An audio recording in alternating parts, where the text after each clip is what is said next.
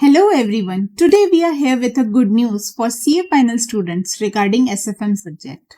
We are starting with a super revision series of SFM subject, and this revision will help you to revise the entire subject quickly and help you to focus on self practice and test series. This will boost your confidence and help you to achieve the good marks. So, we have made a detailed action plan for your studies.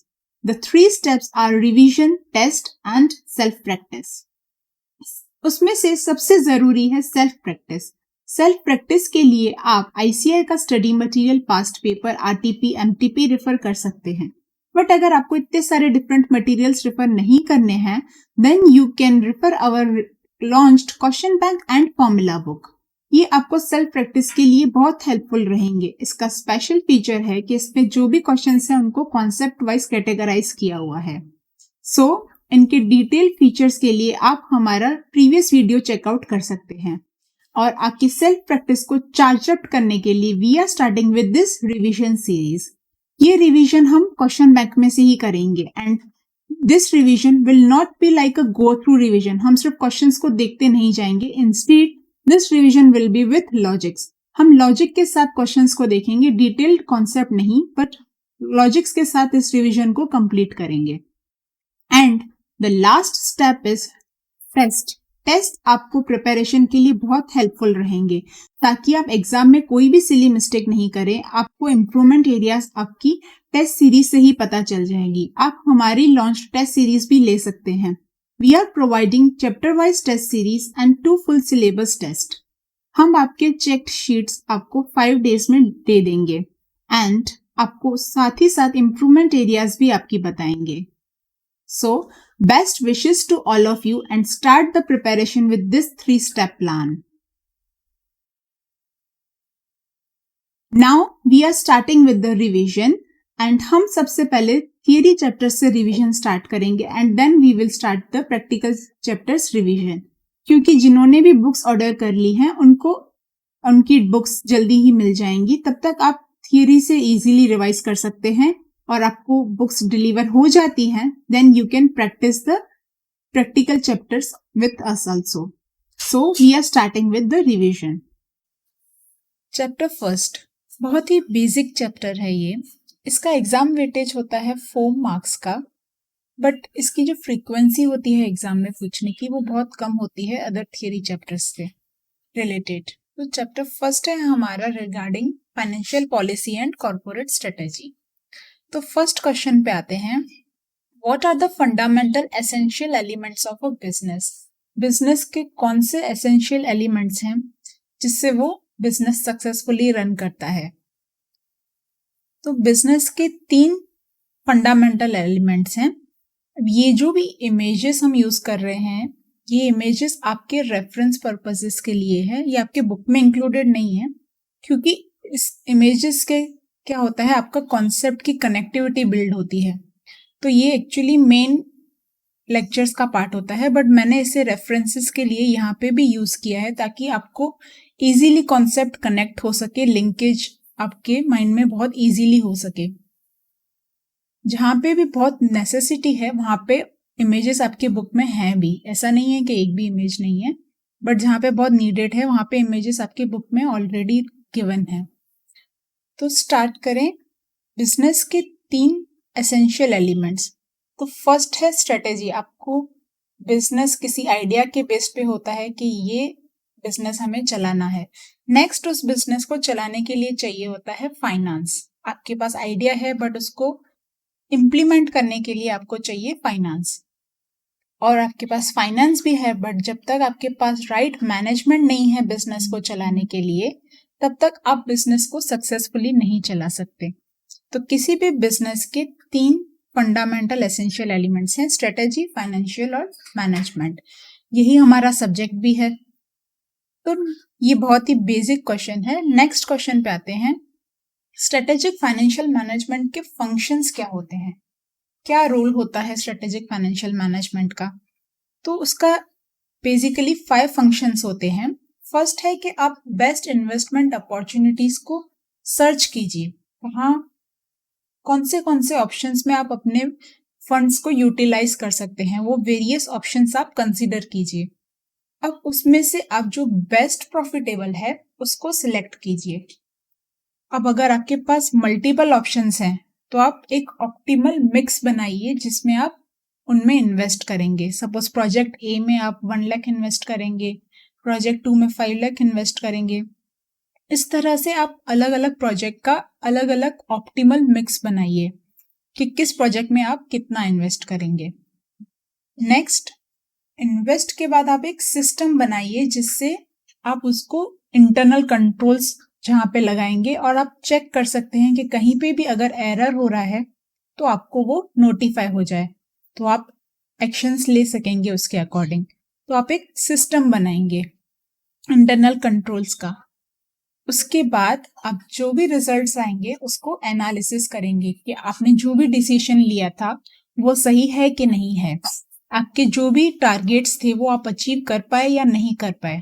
तो accordingly आप फिर next step लेंगे। तो ये 5 basic functions हैं strategic financial management के। अब आते हैं हमारे थर्ड क्वेश्चन पे। ये जो 2 क्वेश्चन थे वो बहुत ही बेसिक क्वेश्चन थे, यहां से हमारे एग्जाम रिलेटेड क्वेश्चन स्टार्ट होते हैं। तो क्वेश्चन है की decisions falling with in the scope of financial strategy. Financial strategy से हम किन की डिसीजंस को ले सकते हैं। तो 4 की डिसीजंस होते हैं फाइनेंशियल स्ट्रेटेजीज के: financial decision, investment decision, dividend decision and portfolio decision. अब ये इमेजेस जो है इससे आपको कॉन्सेप्ट तो लिंकेज रहेगा। तो ये जैसे आपको मैं कहूँ काइट, तो आपको काइट की कोई भी इमेज आपके माइंड में ऑलरेडी सेट है, आपका काइट सुन के ही आपको वो इमेज लिंक हो जाती है। तो ये कॉन्सेप्ट के साथ आपको ये इमेज ऑलरेडी लिंक्ड होगी, बट बुक में इसको इंक्लूड क्यों नहीं कर सकते, क्योंकि बुक लेंदी भी हो जाएगी और एग्जाम में जो आपको प्रेजेंट करना है वो है की पॉइंट्स। तो की पॉइंट्स जो है वो ऑलरेडी आपको हाईलाइट किए हुए हैं, प्रेजेंटेशन आपको पूरा दिया गया है, की पॉइंट्स हाईलाइट किए हुए हैं। तो ये जो इमेजेस है वो आपको कॉन्सेप्ट रिकॉल करने में बहुत ही हेल्प करेगा। तो फाइनेंशियल डिसीजन क्या होता है कि आप अपने बिजनेस के लिए फाइनेंस कहाँ से लाएंगे, डेट से लाएंगे या फिर इक्विटी से लाएंगे। क्या आप डेट अफोर्ड कर सकते हैं, आप रेगुलर पेमेंट्स कर सकते हैं उसका, या फिर आप इक्विटी के थ्रू फंड यूज करेंगे, या फिर आप दोनों का मिक्स भी यूज कर सकते हैं। से फॉर एग्जाम्पल 40% डेट 60% इक्विटी, ऐसा कुछ भी मिक्स जो आपके बिजनेस के लिए सूटेबल हो। नेक्स्ट आप फाइनेंस लेके आए, उसके बाद आप उसको इन्वेस्ट कहाँ करेंगे। अब इन्वेस्ट करने के लिए आपको सोचना पड़ेगा कि कहाँ से आपको मैक्सिमम प्रॉफिट मिलेगा और उस प्रोजेक्ट में कितना रिस्क इन्वॉल्व है, क्या वो रिस्की है या फिर सेफ है। तो आप रिस्क एंड रिटर्न के बेस पे इन्वेस्टमेंट का डिसीजन लेंगे। अब आपने इन्वेस्ट कर लिया, आपको प्रॉफिट्स जनरेट हो गए, तो बारी आती है डिविडेंड की। अब जो प्रॉफिट यूटिलाइज करने हैं वो कहाँ पे यूटिलाइज करने हैं, क्या आप उसे शेयर होल्डर्स को एज ए डिविडेंड दे देंगे या फिर आप अपने बिजनेस में उसको रिटेन करेंगे, री इन्वेस्ट करेंगे अपने बिजनेस में। अब डिविडेंड के बाद आता है पोर्टफोलियो डिसीजंस। पोर्टफोलियो डिसीजंस मतलब यहाँ पे आप सोचते हैं पूरे बिजनेस के बारे में, होल बिजनेस के रिलेटेड आप सोचते हैं। किसी एक इन्वेस्टमेंट को आप जज नहीं करते हैं कि ये इन्वेस्टमेंट में आप प्रॉफिट कर रहे हैं या नहीं कर रहे हैं। हम इन्वेस्टमेंट के हिसाब से नहीं सोचते, पूरे बिजनेस के हिसाब से सोचते हैं कि पूरे कंपनी को वो जो प्रोजेक्ट है वो कितना हेल्पफुल रह रहा है, क्या उससे कोई बेटर प्रोजेक्ट है जिसमें हम इन्वेस्ट कर सकते हैं। अगर पूरी कंपनी के रिलेटेड हम देखें तो अगर वो प्रोजेक्ट से बेटर कोई ऑप्शन है तो हम उस प्रोजेक्ट पे इन्वेस्ट करेंगे, भले ही वो प्रोजेक्ट जो एग्जिस्टिंग है वो प्रॉफिटेबल हो, बट अगर हमारे पास और बेटर अपॉर्चुनिटी है तो हम उसे यूटिलाइज करेंगे। That is called a portfolio decisions. तो 4 टाइप के डिसीजंस आ गए आपके। फाइनेंसिंग डिसीजन, अब ये जो लिंकेजेस है वो आपको माइंड में सेट रहेगा कि आपकी बिजनेस में फाइनेंस कहाँ से लाना है, कहाँ पे इन्वेस्ट करना है, फिर प्रॉफिट जनरेट करके उसका क्या करना है और पूरी कंपनी के अकॉर्डिंग आपको क्या करना है। तो फाइनेंसिंग डिसीजन इज कहाँ से आप फाइनेंस लेंगे, mode of finance, mix of equity and debt. Investment decisions में आप profitable utilization of firm funds और प्रोजेक्ट्स को आप इवेल्युएट करेंगे based on expected return and risk. Next, dividend decision. तो division of earning between shareholders and reinvestment in a company. Portfolio decision. Portfolio decision is a evaluation of investment based on किसके based पे? Contribution to the aggregate performance. पूरे corporation के aggregate performance में वो कितना contribute करता है उसके अकॉर्डिंग आप डिसीजन लेंगे। Now next question is different levels of strategy. Strategy के कितने लेवल्स होते हैं? तो बेसिकली 3 लेवल्स होते हैं, corporate level, business level and functional level.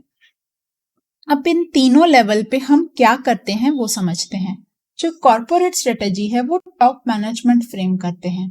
अब टॉप मैनेजमेंट डिसाइड करेंगे हम किस बिजनेस में वो कंपनी जाना चाहती है। जैसे से फॉर एग्जांपल रिलायंस के मुकेश अंबानी ने डिसाइड किया कि उन्हें मोबाइल इंडस्ट्री में जाना है, उन्होंने जियो लॉन्च किया। तो किस बिजनेस में कंपनी को जाना है that will be decided by top management और उसे कहते हैं हम कॉर्पोरेट स्ट्रेटेजी। अब इस कॉर्पोरेट स्ट्रेटेजी का एक एसएफए एनालिसिस होता है, ये हम पढ़ेंगे फिर बाद में। नेक्स्ट है business level strategy. Business level strategy में क्या होता है कि आपने सेक्टर डिसाइड कर लिया कि आपको किस सेक्टर में जाना है, बट उस सेक्टर में कंपटीशन तो ऑलरेडी होगा। उस कंपटीशन में आप कैसे अपने आप को लॉन्च करेंगे, कैसे आप मार्केट को पेनिट्रेट करेंगे, that is decided in a business level strategy. The tactics to beat the competition, जैसे जियो में फ्री ऑफर्स के थ्रू उन्होंने मार्केट को कैप्चर किया। नेक्स्ट है हमारा functional level strategy. Functional level strategy मतलब आपने अपने पूरे बिजनेस का फ्रेमवर्क बना लिया। नेक्स्ट आप डिसाइड करेंगे उसके इंडिविजुअल स्टेप्स। आपको प्रोडक्शन कैसे करना है, R&D कैसे करना है, HR कैसे करना है, फाइनेंस कहाँ से आएगा, उसके लिए मार्केटिंग कैसे होगी, सेल्स कैसे होगी, ये सारे अलग अलग जो फंक्शंस हैं उसके लिए अलग अलग फंक्शनल स्ट्रेटेजीज बनती हैं। अलग अलग फंक्शनल लेवल मैनेजर्स अपॉइंट होते हैं जो उन स्ट्रेटेजीज और डिसीजंस को हैंडल करते हैं। तो जो भी ऑपरेशनल लेवल पे हमारा वर्क होता है, जो बिजनेस लेवल स्ट्रेटेजीज को इम्प्लीमेंट करते हैं, that is called a functional level strategy. अब कॉर्पोरेट स्ट्रेटेजी के रिलेटेड जो एसएफए मैंने कहा, दैट इज अ एसएफए का फुल फॉर्म है सूटेबिलिटी, फिजिबिलिटी एंड एक्सेप्टेबिलिटी। इन तीनों में क्या डिफरेंस है वो समझते हैं। सूटेबिलिटी मतलब कि आपके बिजनेस को वो सूटेबल है कि नहीं है, आपका जो मेन ऑब्जेक्टिव है कंपनी का, क्या उसके सूटेबल है ये जो भी बिजनेस आप एंटर करना चाह रहे हैं। नेक्स्ट है फिजिबिलिटी। फिजिबिलिटी मतलब आपका बिजनेस सूटेबल है आपके ऑब्जेक्टिव से, बट क्या आपके पास ऑप्टिमम जो रिसोर्सेस हैं उसके लिए वो आपके पास हैं, इंफ्रास्ट्रक्चर रिसोर्सेस जो भी चाहिए उस बिजनेस को करने के लिए, क्या आपके पास वो अवेलेबल है, that is a feasibility test. Next आता है एक्सेप्टेबिलिटी। एक्सेप्टेबिलिटी मतलब आपके जितने भी स्टेक होल्डर्स हैं उनकी जितनी भी रिक्वायरमेंट्स हैं, क्या वो उनको फुलफिल करेंगे, क्या वो शेयर होल्डर्स उस प्रोजेक्ट को एक्सेप्ट करेंगे, that is the SFA matrix. आप एसएफए मैट्रिक्स प्रिपेयर करते हैं कि अलग अलग ऑप्शंस को आप इवेल्युएट करते हैं, वो कितना सूटेबल है, कितना फिजिबल है और कितना एक्सेप्टेबल है। तो उसके अकॉर्डिंग जो भी आपका मैक्सिमम स्कोर आता है आप उस प्रोजेक्ट में इन्वेस्ट करते हैं। तो आते हैं हमारे आंसर पे। Corporate level strategy, it is a selection of business in which a company should compete. हमें किस सेक्टर में हमें compete करना है, that is decided in a corporate level strategy. तो corporate level strategy answers the three basic questions: suitability, feasibility and acceptability. ये कभी कभी सेपरेट क्वेश्चन भी तरीके से पूछा जाता है कि कॉर्पोरेट लेवल स्ट्रेटेजी किन क्वेश्चंस का आंसर करती है। तो आपको क्वेश्चन में पहले कॉर्पोरेट लेवल स्ट्रेटेजी थोड़ा समझाने का है, नेक्स्ट आप ये 3 पॉइंट्स मेंशन करेंगे: suitability, feasibility and acceptability. Suitability है कि आपको वो कॉमन ऑब्जेक्टिव अचीव करने में हेल्प करेगा। नेक्स्ट है फिजिबिलिटी। फिजिबिलिटी में आपके पास ऑप्टिमम रिसोर्सेज अवेलेबल हैं कि नहीं है।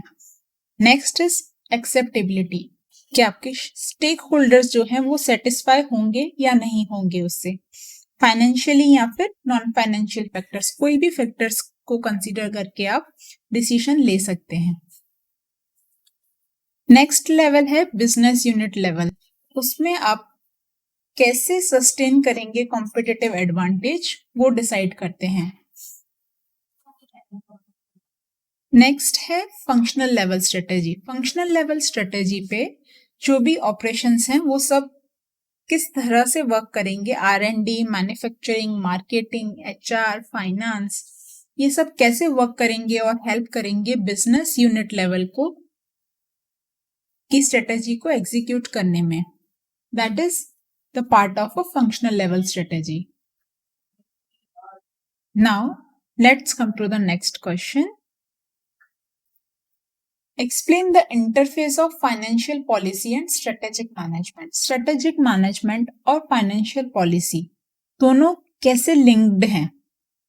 इसी क्वेश्चन को अलग तरीके से भी पूछा जाता है। The starting point and end point of an organization is a money. Explain.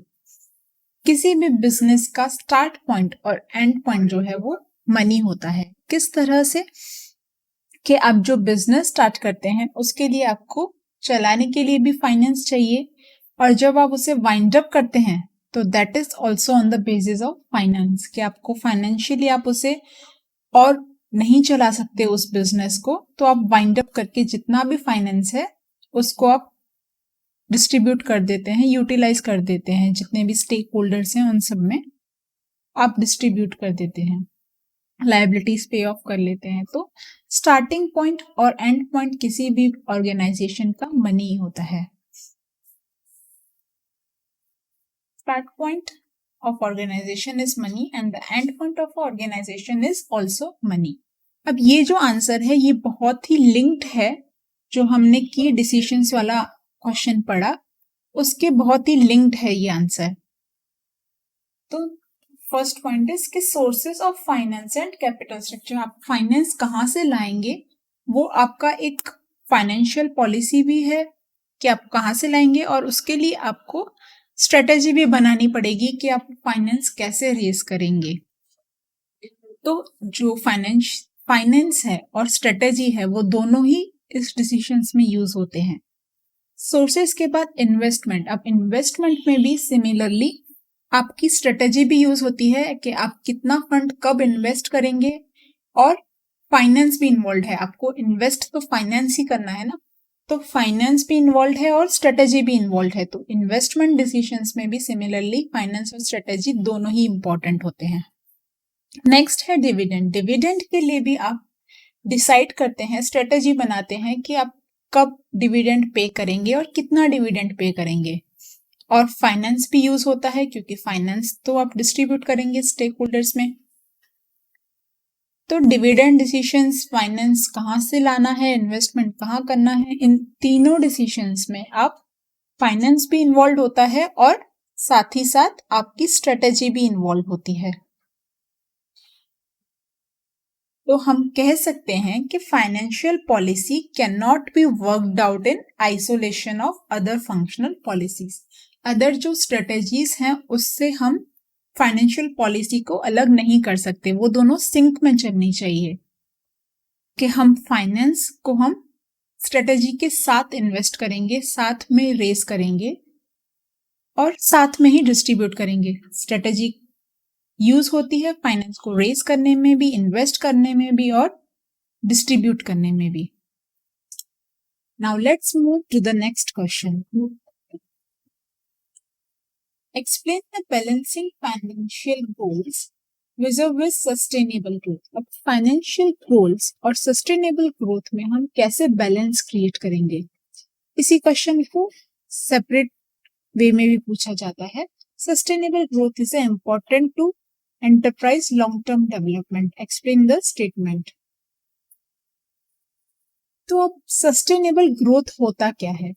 Sustainable growth मतलब आप बिजनेस की जो ग्रोथ है उसको लॉन्ग टर्म के लिए सस्टेन कर सके लॉन्ग टर्म के लिए उसको मेंटेन कर सके। एक सिंपल एग्जांपल लेते हैं फ्यूल इंडस्ट्री का। अब फ्यूल हम जानते हैं नेचुरल रिसोर्सेस है, तो उसका जो अवेलेबिलिटी है दैट इज वेरी लिमिटेड। हमें फ्यूचर में अगर फ्यूल को सेल करना है तो आज फ्यूल को सेव करना पड़ेगा। तो इसीलिए इंडियन ऑयल कॉरपोरेशन, अब ये है तो फ्यूल इंडस्ट्री के रिलेटेड, बट ये कैंपेन्स चलाते हैं सेविंग फ्यूल के लिए। सेविंग फ्यूल के लिए क्यों चलाते हैं? कि फ्यूल सेव होगा तभी तो आगे जाके सेल कर पाएंगे वो। तो वो अलग अलग कैंपेन्स रन करते हैं फ्यूल को सेव करने के लिए। तो दिस इज के वो अपने ग्रोथ को सस्टेन करना चाहते हैं। ऐसा नहीं हो कि फ्यूचर में उनके पास फ्यूल अवेलेबल ही नहीं हो सेल करने के लिए। दैट इज सस्टेनेबल ग्रोथ को मेंटेन करने के लिए वो ऐसे कैंपेन्स चलाते हैं। तो हम सस्टेनेबल ग्रोथ का आंसर देखें। This helps for a planning the healthy corporate growth. Long term growth को प्लान करने के लिए सस्टेनेबल ग्रोथ का कॉन्सेप्ट हेल्प करता है। इसमें हम करते क्या हैं, जो हमारे सेल्स के ग्रोथ गोल्स हैं उसको हम सेट करते हैं ताकि हम उसको लॉन्ग टर्म के लिए ऑपरेट कर सकें और फाइनेंस पॉलिसी जितनी भी होती हैं वो सारे सिंक में रहते हैं कि हम बिजनेस के लिए प्रॉफिट भी जनरेट करें, साथ ही साथ हम उसे सस्टेनेबल भी बनाएं ताकि हम लॉन्ग टर्म में बिजनेस से प्रॉफिट जनरेट कर सके। तो हमें ऐसी फाइनेंशियल पॉलिसी बनानी होती है जिससे हमारा जो एंटरप्राइज का ग्रोथ रेट हो, जो एंटरप्राइज की ग्रोथ स्पीड हो, वो होनी चाहिए equal to the sustainable growth ratio. जो हमारी सस्टेनेबल ग्रोथ रेशियो है उसके अकॉर्डिंग हमारी एंटरप्राइज की ग्रोथ होनी चाहिए। अब थोड़ा हम सस्टेनेबल ग्रोथ के बारे में पढ़ लेते हैं, सस्टेनेबल ग्रोथ रेट के बारे में। तो सस्टेनेबल ग्रोथ रेट का कॉन्सेप्ट जो है वो रॉबर्ट सी हिंजिन्स ने बताया था। इन्होंने बताया था कि इन्होंने 5 फैक्टर्स कंसीडर किए थे। एक है फर्म्स प्रॉफिटेबिलिटी, कि हमारी सेल्स का जो है कुछ परसेंटेज हमारा प्रॉफिट होता है। से फॉर एग्जाम्पल किसी बिजनेस के लिए सेल्स का 30% उसका प्रॉफिट होता है, और हमारे पास कितने एसेट्स हैं, उस एसेट से हम कितनी सेल्स जनरेट कर सकते हैं, उस फैक्टर को भी कंसीडर करना है। Third factor is a dividend pay out, कि आप जितनी भी प्रॉफिट जनरेट करेंगे उतने में से आप कितना डिविडेंड पे आउट कर लेंगे, क्योंकि डिविडेंड जितना पे आउट कर लेंगे उतने आपके पास इन्वेस्टमेंट के लिए पैसे कम हो जाएंगे। तो आप जितना री इन्वेस्टमेंट कितना करेंगे, जितना आप डिविडेंड को पे आउट कम करेंगे तो ज्यादा री इन्वेस्टमेंट कर पाएंगे। नेक्स्ट है फाइनेंशियल लिवरेज रेशियोज, यानी कि डेट इक्विटी रेशियो। इन सारे फैक्टर्स को कंसीडर करके हम एक सेल्स का ग्रोथ रेट निकालते हैं, मैक्सिमम रेट निकालते हैं, जिससे हम सेल्स मैक्सिमम जनरेट भी कर पाए, बट ऐसी सेल्स जनरेट कर पाए जिसे हम लॉन्ग टर्म में मेंटेन भी कर पाए। तो that is called a sustainable growth rate. अब सस्टेनेबल ग्रोथ रेट में हम ये मेजर करते हैं कि हमारे पास जितने अभी पैसे हैं, अब उससे ज्यादा हम पैसे बोरो नहीं करेंगे, उतने ही पैसे में हम कितने टाइम हम ज्यादा ग्रो कर सकते हैं, कितनी सेल्स हम जनरेट कर सकते हैं। तो sustainable growth rate major how much a firm can grow without borrowing more money, कितना एक फर्म ग्रो कर सकती है बिना एक्स्ट्रा इन्वेस्टमेंट डाले। अगर ये ग्रोथ रेट अचीव हो गया उसके बाद भी अगर फर्म को इंक्रीज करना है, firm has passed this rate, तो उसको इंक्रीज करने के लिए, उसको ज्यादा ग्रो करने के लिए फिर बोरोइंग की जरूरत पड़ेगी। जब तक हम सस्टेनेबल ग्रोथ रेट अचीव नहीं कर लेते तब तक हमें कोई एक्स्ट्रा फंडिंग की जरूरत नहीं होती है। एक बार ये ग्रोथ रेट अचीव कर लिया और इससे अगर हमें इससे भी ज्यादा ग्रोथ चाहिए तब हमें जाके बोरोइंग की जरूरत पड़ती है।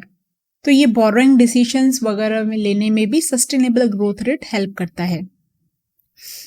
अब सस्टेनेबल ग्रोथ रेट कैलकुलेट करने के लिए एक फॉर्मूला है, ROE, that is return on equity, multiply by 1 minus dividend payment ratio. अब ये लॉजिक क्या है इस फॉर्मूला के पीछे, क्योंकि अब आप देखें इक्विटी के लिए जितना भी रिटर्न आया, अब जो भी है डिविडेंड, प्रेफरेंस डिविडेंड है, आपकी जो भी लायबिलिटीज वगैरह हैं, अब सब कुछ पे ऑफ करके लास्ट में बचता है आपका रिटर्न ऑन इक्विटी, जो आपका एक्चुअल रिटर्न है। अब उस रिटर्न में से आप कुछ डिविडेंड भी पेमेंट कर लेते हैं। अब डिविडेंड पे करने के बाद आपके पास जो बचता है दैट इज द मनी आप जो री इन्वेस्ट करते हैं। उस री इन्वेस्टमेंट पे ही तो आप ग्रो करेंगे। तो ये कॉन्सेप्ट जो है ग्रोथ रेट का, वो इसी कॉन्सेप्ट लॉजिक पे वर्क करता है कि आपका जो रिटर्न ऑन इक्विटी है उस पे आप कितना रिटेन करते हैं, आप उसी पे ग्रो करेंगे। 1 minus dividend payment ratio is a retention ratio. तो रिटेंशन आप कितना करते हैं, कितना आप बिजनेस में री इन्वेस्ट करते हैं, उसके बेस पे आप बिजनेस को ग्रो कर सकेंगे। अब ये ग्रोथ मॉडल क्या अज्यूम करता है कि आपका जो कैपिटल स्ट्रक्चर है, कि से फॉर एग्जाम्पल आपका डेट 20% है, इक्विटी 80% है, तो आप ये रेशियो हमेशा मेंटेन करेंगे और न्यू इक्विटी इशू नहीं करेंगे। नेक्स्ट है आपका जो डिविडेंड पेमेंट रेशियो है, से फॉर एग्जाम्पल आप 30% डिविडेंड पे करते हैं और 70% आप बिजनेस में रिटेन करते हैं। तो ये जो रेशियो है ये आपका हमेशा सेम ही रहेगा। और जो आप सेल्स है वो मैक्सिमम करेंगे, आप जितना भी मार्केट कंडीशन आपको सेल्स अलाउ करती है वो आप मैक्सिमम सेल्स करेंगे। इन तीनों कंडीशंस को अज्यूम करके एक सस्टेनेबल ग्रोथ रेट डिसाइड होता है, जिसके अकॉर्डिंग वो कंपनी अपनी सेल्स को मैनेज करती है।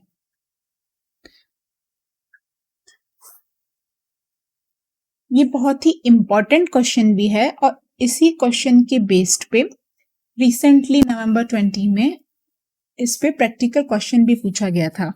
तो हम थोड़ा सा इस कॉन्सेप्ट को और समझते हैं प्रैक्टिकल क्वेश्चन के अकॉर्डिंग। जो समझाया था ये फॉर्मूला तो वही रहती है। अब हमने रॉबर्ट सी हिंजिस ने क्या बताया था कि फर्म्स की प्रॉफिटेबिलिटी होती है। अब प्रॉफिटेबिलिटी मतलब मैंने बताया कि हमारा आता है net profit margin. Net profit margin कि हमारे सेल्स के ऊपर हमारा प्रॉफिट परसेंटेज कितना है। उसके बाद है एसेट यूटिलाइजेशन। एसेट यूटिलाइजेशन मतलब हम कितने एसेट्स को यूज करके कितनी सेल्स जनरेट करते हैं। ये सब हम सेल्स के बेस पे करेंगे क्योंकि हमें सेल्स का एक मैक्सिमम ग्रोथ रेट डिसाइड करना है। तो एसेट यूटिलाइजेशन, हम कितना एसेट्स को यूज करके हम कितनी सेल्स जनरेट कर सकते हैं। उसके बाद है dividend pay out. Dividend pay out या फिर हम कहें रिटेंशन रेशियो। तो डिविडेंड पेमेंट या फिर रिटेंशन रेशियो, इसमें से आप कितना इनकम में से डिविडेंड पे करते हैं या फिर आप कितना रिटेन करते हैं बिजनेस में। रिटेंशन रेशियो का formula 1 minus dividend pay out भी होता है, या फिर डिविडेंड पे आउट रेशियो कैसे होता है, dividend divided by net income. आप इनकम का कितना पोर्शन डिविडेंड में पे आउट कर रहे हैं या फिर आप कितना इनकम का पोर्शन रिटेन कर रहे हैं। अब नेक्स्ट था हमारा फैक्टर जो है, नेक्स्ट फैक्टर इज कि डेट फाइनेंशियल रेशियो। अब डेट फाइनेंशियल रेशियो क्या होता है, this is a date equity ratio. Okay, this is the date equity ratio. अब डेट इक्विटी रेशियो में कितना डेट है और कितनी इक्विटी है। और उसके बाद हमारा सस्टेनेबल ग्रोथ रेट का फॉर्मूला हम अप्लाई करेंगे, that is ROE multiply by 1 minus dividend payment ratio या फिर मल्टीप्लाई बाय रिटेंशन रेशियो। अभी हम प्रैक्टिकल क्वेश्चन को देख लेते हैं। प्रैक्टिकल क्वेश्चन है हमारा, AB industries has equity capital of 12 lakh, total debt of 8 lakhs, debt 8 lakhs का है और इक्विटी कैपिटल 12 lakhs का है, तो टोटल हमारा कैपिटल है 20 lakhs का। एनुअल सेल्स है 30 lakhs की। 2 mutually exclusive proposals are under consideration for the next year। 2 mutually exclusive proposal, mutually exclusive मतलब कि वो दोनों प्रपोजल आपस में इंटरलिंक नहीं है, एक प्रपोजल का इफेक्ट दूसरे प्रपोजल पे कुछ भी नहीं पड़ेगा, दोनों सेपरेट प्रपोजल्स हैं। तो फर्स्ट प्रपोजल को हम कंसीडर करते हैं। फर्स्ट प्रपोजल में target asset to sales ratio है 0.65। अब एसेट टू सेल्स रेशियो दिया हुआ है और आपको सेल्स पता है 30 लाख, तो आपका यहाँ पे एसेट्स मिल जाएंगे आपको। नेक्स्ट है आपका नेट प्रॉफिट मार्जिन 4% का, आपको सेल्स पता है तो आपको नेट प्रॉफिट भी मिल जाएगा। नेक्स्ट है डेट इक्विटी रेशियो। अब डेट इक्विटी रेशियो आपको दिया हुआ है 2:3। नेक्स्ट है retention ratio. Retention ratio is 75%, मतलब डिविडेंड पेमेंट रेशियो होगा उनका 25%, डिविडेंड पे आउट रेशियो होगा। एनुअल डिविडेंड इन रुपीज, अब यहाँ पे आपको डिविडेंड जो है वो परसेंटेज में दिया गया है, रुपीस में नहीं दिया हुआ है।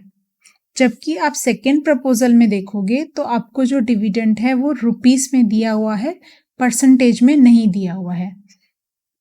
सेकेंड प्रपोजल को हम बाद में देखेंगे, पहले हम फर्स्ट प्रपोजल देखते हैं। न्यू इक्विटी रेज्ड कुछ भी नहीं है। जब न्यू इक्विटी रेज्ड आएगा तो हमें बहुत सारी चीजों का ध्यान रखना होगा, वो हम सेकेंड प्रपोजल में देखेंगे। तो यहाँ पे तो कोई न्यू इक्विटी रेज्ड नहीं है, हमें एसेट्स कैलकुलेट करना है, नेट प्रॉफिट कैलकुलेट करना है। तो आपने सेल्स 30 लाख दिया हुआ है और एसेट रेशियो के हिसाब से, नेट प्रॉफिट मार्जिन के हिसाब से एसेट और नेट प्रॉफिट कैलकुलेट करेंगे। अब उसके बाद हम कैलकुलेट करेंगे इक्विटी मल्टीप्लायर। अब इक्विटी मल्टीप्लायर क्यों कैलकुलेट करेंगे? क्योंकि हमें ROE फाइंड करना है। ROE क्या होगा कि हमने सपोज एक रफ एग्जांपल बताती हूँ, जैसे हमने 100 lakhs का प्रॉफिट जनरेट किया है। अब ये प्रॉफिट हमने जनरेट किया है टोटल 1000 रुपीस के एसेट्स, 1000 लाख रुपीस के एसेट्स पे, और हमारा इक्विटी है सिर्फ उसमें से 20 लाख का। तो हमारा इक्विटी पे कितना प्रॉफिट होगा, ये हम जैसे प्रोपोर्शनेट निकालते हैं ना कि 1000 लाख के एसेट पे हमें 100 लाख का प्रॉफिट है, तो 20 लाख की इक्विटी का प्रॉफिट कितना आएगा। तो ये इक्विटी मल्टीप्लायर से हम इक्विटी का कितना प्रॉफिट है वो निकालते हैं।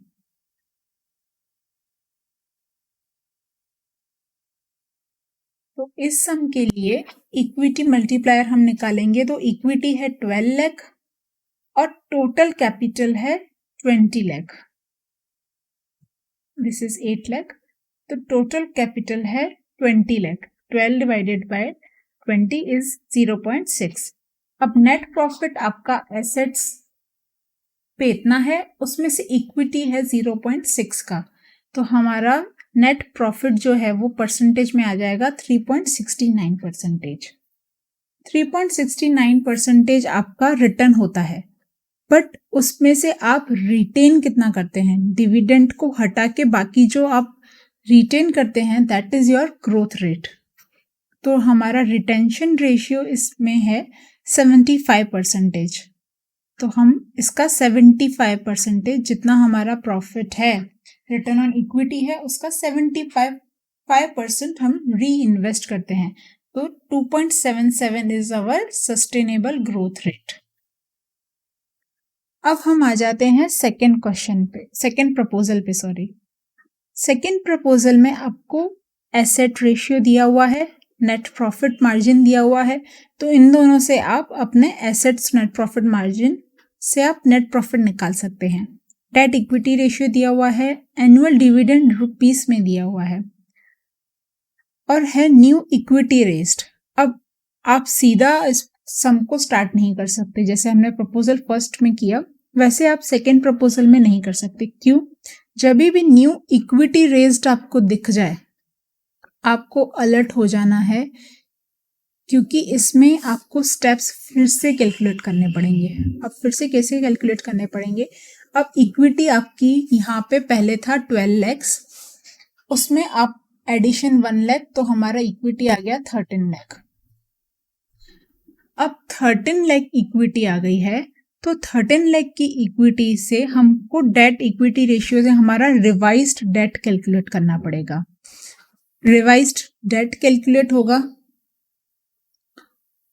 उसके बाद हमारे जो एसेट टू सेल्स रेशियो है उसके बेस पे हम हमारे टोटल एसेट्स हमें पता चल जाएगा। Total assets equity plus debt भी टोटल एसेट्स ही होता है।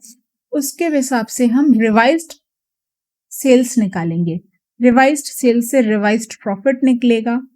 इस तरह से हमें सारी रिवाइज्ड फिगर्स निकालनी पड़ेगी। तो हम प्रपोजल 2 में देखें अगर, तो हमारी न्यू इक्विटी आ गई 12 plus 1 lakh is equal to 13 lakh. जब भी न्यू इक्विटी दिया हुआ हो आपको क्वेश्चन में, तो आपको सारी फिगर रिवाइज्ड करनी पड़ेगी। आपको रिवाइज्ड डेट निकालना पड़ेगा, रिवाइज्ड एसेट्स निकालना पड़ेगा, रिवाइज्ड नेट प्रॉफिट निकालना पड़ेगा। तो सबसे पहले रिवाइज्ड डेट, वो आपको डेट इक्विटी रेशियो 4:1 से रिवाइज्ड आपका डेट कैलकुलेट हो जाएगा, दैट इज 52 lakhs। अब टोटल एसेट्स कितने आ गए?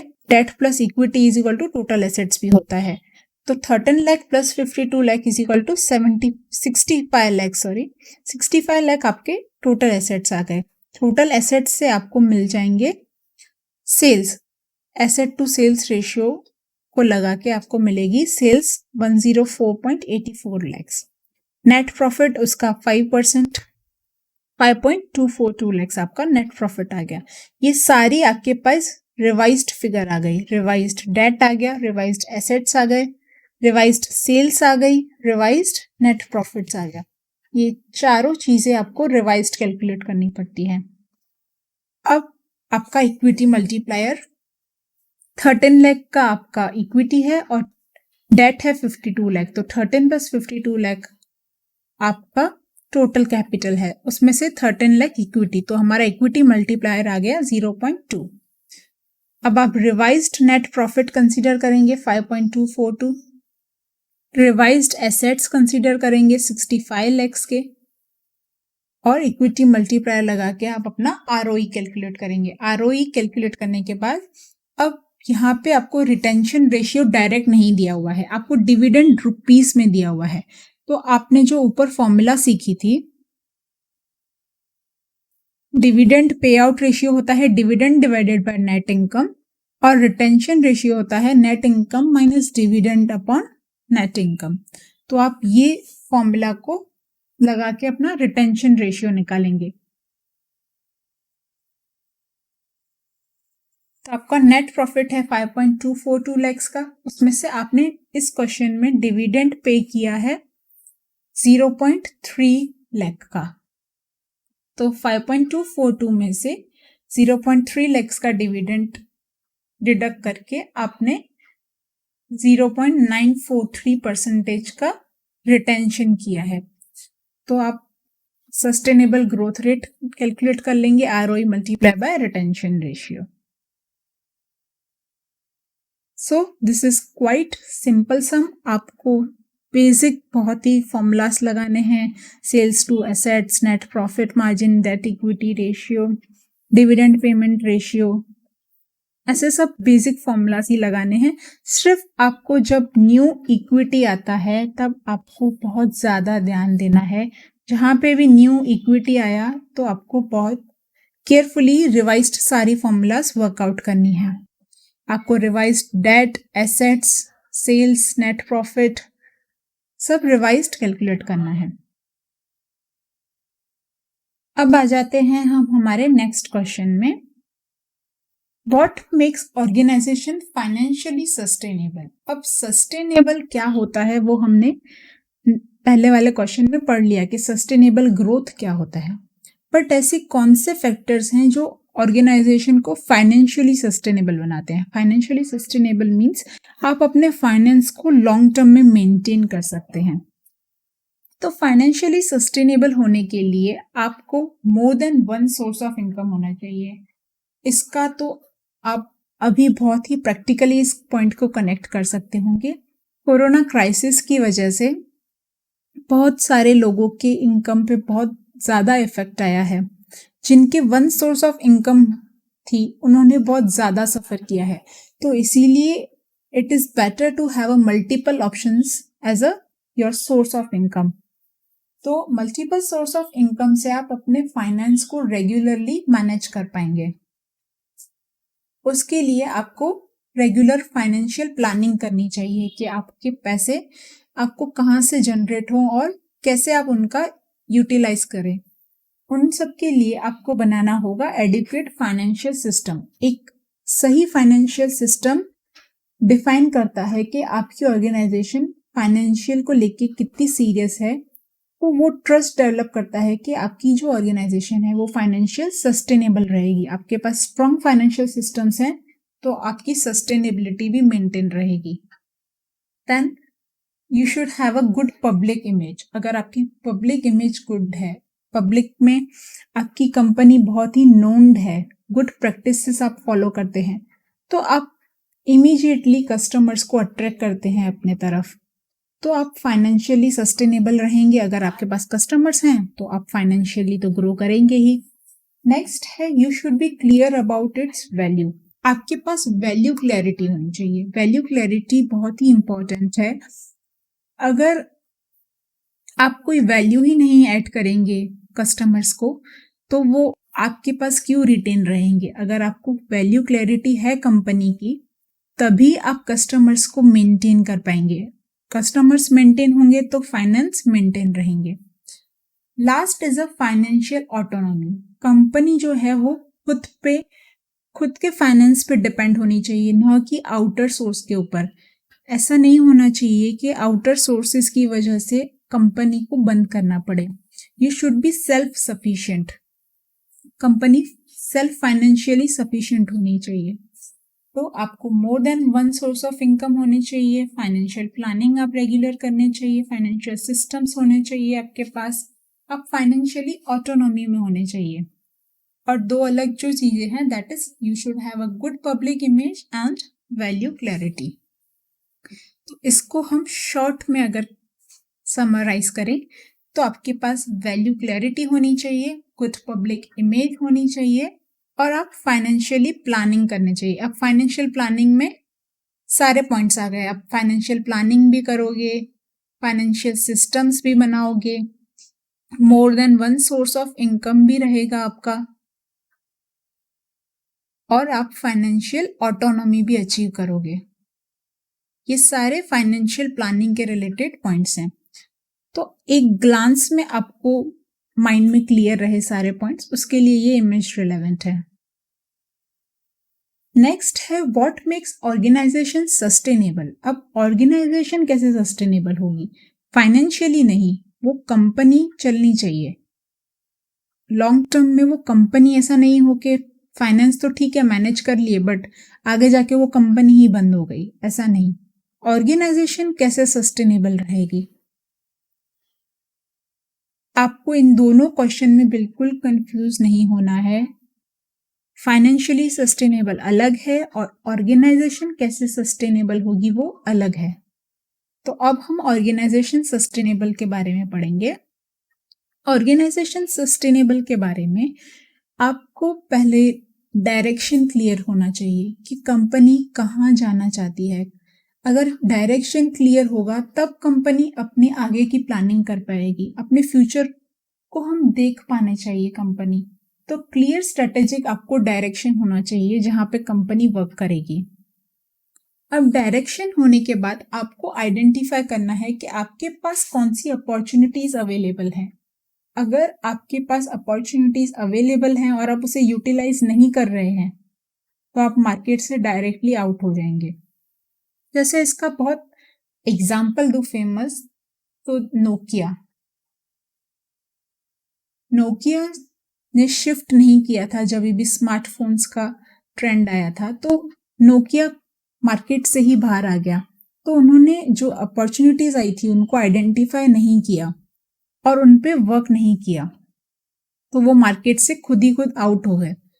तो आपके पास डायरेक्शन भी होना चाहिए। डायरेक्शन के बाद आपको जो अपॉर्चुनिटीज मिलती हैं उनको लेना भी है, और अपॉर्चुनिटीज को आइडेंटिफाई करने के बाद उस पर वर्क करने के लिए आपको चाहिए कॉम्पिटेंट स्टाफ। आपको स्टाफ के ऊपर भी ध्यान देना है। अगर आपके पास कॉम्पिटेंट स्टाफ अट्रैक्ट है, मैनेज है, आपका स्टाफ का टर्नओवर, आपके पास कॉम्पिटेंट स्टाफ और फाइनेंशियल इंफ्रास्ट्रक्चर होना चाहिए अपने अपॉर्चुनिटीज को वर्क करने के लिए। अब आपने अपॉर्चुनिटीज के ऊपर वर्क कर लिया, आपके पास कॉम्पिटेंट स्टाफ है, इंफ्रास्ट्रक्चर है, आपने अपॉर्चुनिटीज को एनकैश कर लिया, बट उसके बाद आपको कस्टमर्स को अपने आप को प्रेजेंट भी करना है। तो you have to demonstrate your effectiveness कि आपके कंपनी के जो प्रोडक्ट्स हैं वो किस तरह से इफेक्टिव हैं, किस तरह से वो मार्केट के प्रोडक्ट से अलग हैं। वो आपको इफेक्टिवनेस, वैल्यू एडेड जो आपने रखा है वो आपको डेमोन्स्ट्रेट करना पड़ेगा। अगर आप वो डेमोन्स्ट्रेट कर पाएंगे तभी आप अपने कस्टमर्स तक पहुंच पाएंगे और मार्केट में सरवाइव कर पाएंगे। Last point is community support. अब सब कुछ करने के बाद ऐसा नहीं है आपने एक बार सिस्टम बना लिया देन इट इज डन। आपको रिवाइज करते रहना पड़ता है, सब चीज़ों, सब प्रोसेसेस को रिवाइज करते रहना पड़ता है, और उन रिवीजन के लिए आपको फीडबैक लेना होता है आपके कस्टमर्स से, आपके एम्प्लॉयर से,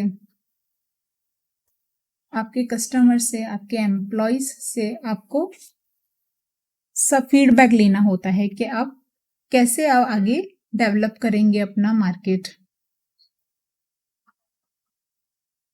सो all this is organization sustainability. आपके पास डायरेक्शन होना चाहिए, अपॉर्चुनिटीज आपके पास आइडेंटिफाई होनी चाहिए, अपॉर्चुनिटीज पे आप वर्क करने चाहिए प्रॉपर स्टाफ और इंफ्रास्ट्रक्चर के साथ। वर्क करने के बाद आपको डेमोन्स्ट्रेट करना होगा कि कैसे आप इफेक्टिव हैं।